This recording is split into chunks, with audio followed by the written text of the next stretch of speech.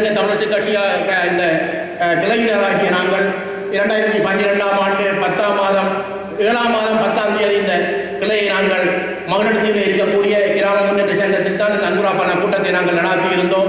அதில் இருந்து இந்த கிளை சங்கத்தை ஆரம்பித்ததற்கு பிற்பாடு தொடர்ச்சியாக நாங்கள் இதனை ஏதோ ஒரு வழியில் செய்து கொண்டு வந்திருக்கின்றோம்.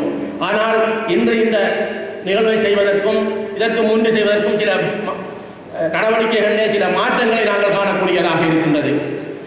ஏற்கனவே நாங்கள் இந்த மண்டபத்திலே ஒரு நிகழ்வை நடத்துவதற்காக கடந்த வருடத்திற்கு முந்தைய வருடம் எல்லா விடயங்களையும் ஒழுங்கு பண்ணிவிட்டு இதை செய்வதற்கு வருகின்ற போது இதை செய்ய விடாமல் இந்த மண்டபத்தை பூட்டி இந்த சாவியை இந்த படையினர் எடுத்துச் சென்ற வரலாறும் இந்த நிகழ்வுக்கு இருந்து கொண்டிருக்கின்றது. ஆகவே எவ்வாறாயினும் எந்த இக்கட்டான காலகட்டத்திலும் அதை செய்ய வேண்டும் என்பதற்காக நாங்கள் தொடர்ச்சியாக அதனை செய்து கொண்டு வருகின்றோம்.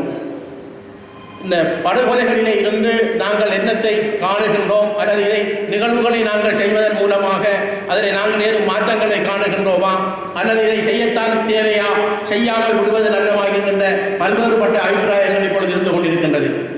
ஒரு இனத்தின் வரலாறு என்பது அது மொழி ரீதியாக, நிலம் ரீதியாக, கலை பண்பாடு ரீதியாக, மரபு ரீதியாக தொடர்ச்சியாக இருந்து கொண்டு வருகின்றது.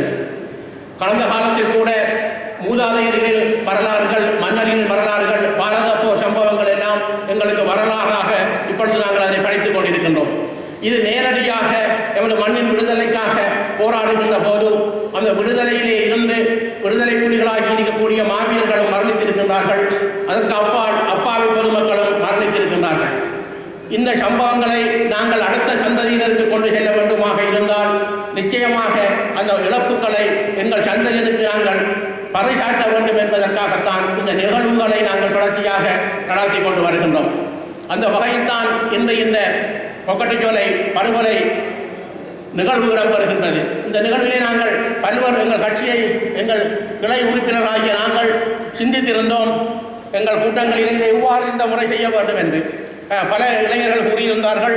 இதை ஒரு வித்தியாசமான முறையிலே வெறுமனை நாங்கள் உரைக்கேற்றி அஞ்சலி செலுத்தி நினைவுரைகளை ஆழ்த்தி அல்லது அஞ்சலி உரைகளை மாத்திரம் செய்யாமல் இந்த படுகொலையிலே இருந்து நாங்கள் அடுத்த கட்டத்தை தாண்டக்கூடிய விதமாக சில நடவடிக்கைகளை மேற்கொள்ள வேண்டும் என்பதற்காகத்தான் வாழ்வை நோக்கி என்கின்ற அந்த கவி அரங்கை நாங்கள் செய்ய வேண்டும் என்று திட்டமிட்டிருந்தோம். அது நிமித்தமாக எமது இந்த வன்முனை தென்மேற்கு பிரதேச இளைஞர் தமிழரசு கட்சியின் அங்கத்தவளாக இருக்கக்கூடியவர்களை மாத்திரம் நாங்கள் மையப்படுத்தித்தான் இன்றைய இந்த கவியரங்கை நாங்கள் மேற்கொண்டிருக்கின்றோம். அந்த வாழ்வை நோக்கி என்கின்ற கவி அரங்கத்தின் ஊடாக அவர் சொல்லுகின்ற செய்தி என்ன என்பதை நாங்கள் எல்லோரும் அதை அனுசரிக்க வேண்டியவர்களாக இருக்கின்றோம். அதைவிட இந்த இலவி பேருரை ஒன்றை இம்முறை செய்ய வேண்டும் என்று நாங்கள் ஆலோசித்த போது எங்கள் உறுப்பினர்கள் யாழ் மாவட்ட பாராளுமன்ற உறுப்பினர் சிவஞானம் ஸ்ரீதரன் அவர்களை எடுக்க வேண்டும் என்று கூறியிருந்தார். அந்த நிகழ்விலே இருந்து கொண்டு நான் தொலைபேசி மூலமாக அவருக்கு நான் அந்த வேண்டுகோளை விட்டிருந்தேன். அவர் எந்த ஒரு மறுப்பும் தெரிவிக்கவில்லை. ஒன்றை கூறியிருந்தார். 25, 26, 27, 28 இந்த 3 தினங்களிலும் பாராளுமன்றம் இடம்பெறுகின்றது. இந்த பாராளுமன்றத்தில் சில நேரம் வாக்கெடுப்பு வருமாக இருந்தால் அது வர முடியாமல் போகும் என்று கூறியிருந்தார். அப்பொழுது நான் அவரிடம் கூறியிருந்தேன், வாக்கெடுப்பு நடைபெற்றாலும் நீங்கள் 16 பாராளுமன்ற உறுப்பினரில் இருந்து உங்களை மட்டும் எடுப்பதற்கான அனுமதியை நான் சம்பந்தன் ஐயாவிலே இருந்து பெறுகின்றேன் என்று கூறியிருந்தேன். அவர் கூறியிருந்தார், அப்படி அவர் சம்மதித்தால் நான் வரலாம் என்று. சம்பந்தன் ஐயாவிடம் இதை நான் அன்று இரவு எடுத்து கூறியபோது சொன்னார், சிறிதரன் அவர்கள் அங்கு வருவதை நான் பெருமையாக நினைக்கின்றேன். அவர் வாக்கெடுப்புக்கு இல்லாவிட்டாலும் பரவாயில்லை என்று கூறியிருந்தார். அந்த வகையிலே ஆனால் நல்லவர்களை இன்று அந்த வாக்கெடுப்பு இந்த வாரம் அது இடம்பெறவில்லை. அதைத் தொடர்ந்து எங்கள் மட்டக்களப்பு மாவட்ட பாராளுமன்ற உறுப்பினர்களும் இன்று வருவதற்கான ஒரு பாரிய சந்தர்ப்பம் கிடைத்திருக்கின்றது. இதைவிட கிழக்கு மாகாண சபை உறுப்பினரை பொறுத்த மட்டிலே எல்லா மட்டக்களப்பில் இருக்கக்கூடிய சகல கிழக்கு மாகாண சபை உறுப்பினர்களும் இந்த நிகழ்வுக்கு வருவதற்காக மிகவும் அக்கறையுடன் இருந்து கொண்டிருக்கின்றார்கள். அவர்கள் ஒவ்வொருவராக எனக்கு தொலைபேசியிலே அந்த செய்தியை சொன்னார்கள். எங்கள் செயலாளராக இருக்கக்கூடிய துரைசிங்கம் ஐயா அவர்கள் நான் எவ்வாறாயினும் அதை கலந்து கொள்ள இருக்கின்றேன். ஆனால் இன்று அந்த முக்கிய விடயமாக இருக்கின்றது கிழக்கு மாகாணத்தில் இருக்கக்கூடிய மிகவும் பின்தங்கிய கிராமங்களுக்கான முதலீடுகளை ஊக்குவிக்கின்ற, சுயதொழிலை ஊக்குவிக்கின்ற ஒரு கலந்துரையாடல், ஒரு மகாநாடு கொழும்பில் இடம்பெற்றுக் கொண்டிருக்கின்றது. ஆகவே அங்கிருந்து நாங்கள் அந்த மாநாட்டுக்கு செல்ல வேண்டிய ஒரு நிலை இருக்கின்றது. இதற்கும் நாங்கள் அந்த மாநாடு முடிந்ததற்கு பிற்பாடு விசேட ஹெலி மூலமாக இங்கு வருவதாக உறுதியளித்திருக்கின்றார்கள். அது எந்த வகையில் சாத்தியம் என்று தெரியாது. 4 மணிக்கு இங்கு வந்து இறங்குவதாக கூறியிருக்கின்றார்கள். அவருடன் இருக்கின்ற இந்திரகுமார் பிரசன்னா அவர்களும் அந்த நிகழ்விலே கலந்து கொள்வதற்கு நான் சம்மதித்திருக்கின்றேன். அந்த நாட்டிலே இருக்கின்ற மக்கள் இதிலே பங்கெடுக்கின்றார்கள். அந்த நாட்டிலே அந்த போராட்டம் இடம்பெற்றாலும் கூட அந்த நாட்டிலே இருக்கின்ற அந்த விடுதலை போராட்டத்தின் வெற்றி என்பது சர்வதேசத்தில் தான் தங்கி இருக்கின்றது. சர்வதேசத்தின் மூலமாகத்தான் அந்த விடுதலையை அல்லது நாங்கள் கேட்கின்ற அந்த விடுதலை பயணத்தை நாங்கள் இலக்கை எட்டக்கூடியவர்களாக இருக்கின்றோம். அந்த வகையிலே எங்கள் அகிம்சை ரீதியான போராட்டம், ஆயுத ரீதியான போராட்டம் இன்று இராஜதந்திர ரீதியான ஒரு போராட்டமாக மாறி இருக்கின்றது. இந்த இராஜதந்திர போராட்டம் என்பது சர்வதேச ரீதியாக பல அழுத்தங்களை இலங்கை அரசாங்கத்தின் தலைவராக இருக்கக்கூடிய இப்பொழுது இருக்கின்ற ஜனாதிபதியாக இருக்கக்கூடிய மைத்ரிபால சிறிசேன அவர்களுக்கும் பிரதமராக இருக்கக்கூடிய ரணில் விக்ரமசிங்கே அவர்களுக்கும் பல்வேறுபட்ட அழுத்தங்களை கொடுத்துக் கொண்டிருக்கின்றது. இந்த அழுத்தங்கள் காரணமாகத்தான் இப்பொழுது பாராளுமன்றத்தில் அரசியல் அமைப்பு சபையாக இப்பொழுது மாற்றப்பட்டிருக்கின்றது. இந்த அரசியல் அமைப்பு சபையை நாங்கள் பார்க்கின்ற போது இலங்கை வரலாற்றிலே பல்வேறுபட்ட அரசியல் சீர்திருத்தங்கள் வந்தது வரலாறாக இருந்து கொண்டிருக்கின்றது. 1833ஆம் ஆண்டு கோல்புருட் அரசியல் சீர்திருத்தமும் 1931ஆம் ஆண்டு டொனமூர் அரசியல் திட்டமும் 1947ஆம் ஆண்டு சோல்வரி அரசியல் சீர்திருத்தமும் அப்பொழுது இலங்கை சுதந்திரம் அடைவதற்கு முன்பு இருந்தது. ஆனால் இலங்கை சுதந்திரம் அடைந்ததற்கு பிற்பாடு 1972ஆம் ஆண்டு அரசியல் யாப்பு ஒற்றையாட்சி என்கின்ற பதம் அதிலே இல்லாமல் போனது, சேர்க்கப்பட்டது. ஒற்றையாட்சி என்கின்ற பதம் அதிலே சேர்க்கப்பட்டது நிமித்தமாக அந்த அரசியல் அமைப்புக்கு தமிழ் தலைமைகள் ஆலோசனை கொடுப்பதிலே இருந்து அவர்கள் விலகி இருந்தார்கள்.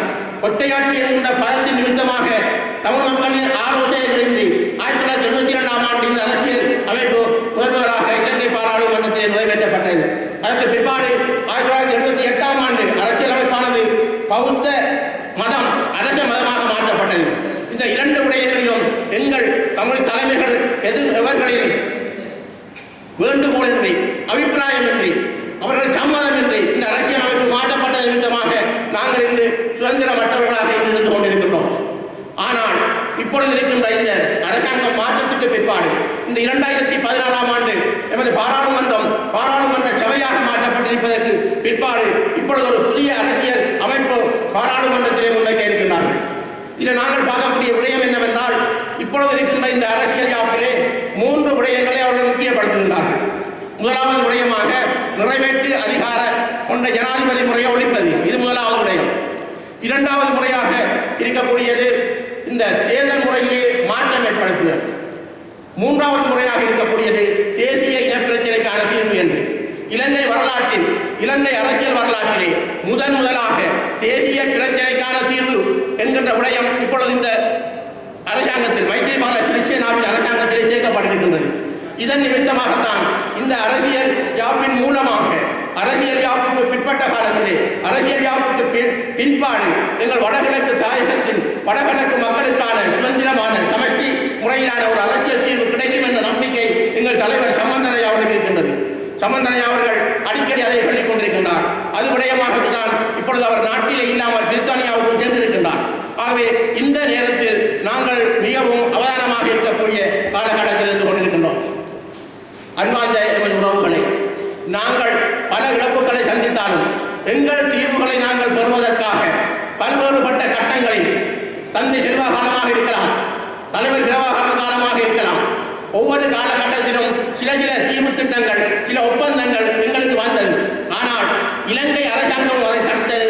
எங்களுக்குள் இருந்தும் பலர் அதை தடுத்தார்கள் என்ற வரலாறு பதியப்பட்டிருக்கின்றது. இந்த நேரத்தில் தான் இந்த அரசியல் யாப்பு தொடர்பாக நாங்கள் மிகவும் அவதானமாக இருக்க வேண்டும். தமிழ் தேசிய கூட்டமைப்பு என்கின்ற அந்த மக்கள் சக்தியால், மக்களின் ஜனநாயக பலமாக இருக்கக்கூடிய தமிழ் தேசிய கூட்டமைப்பை நாங்கள் பலப்படுத்த வேண்டும். சம்பந்தன் ஐயாவின் கையை நாங்கள் பலப்படுத்த வேண்டும். அவர் ஊடாக இந்த தீர்வு திட்டத்தை நாங்கள் முன்மொழிந்து அதை பெறுவதற்கான வாய்ப்பை நாங்கள் பெற வேண்டும். இதை குழப்புவதற்காக இப்பொழுதும் பலவர் கருவிகளாக பாவிக்கப்படுகின்றார்கள். இந்த கட்சிகளில் ஒன்றாகத்தான் இப்பொழுது யாழ் மாவட்டத்திலே தோற்றம் பெற்றிருக்கின்ற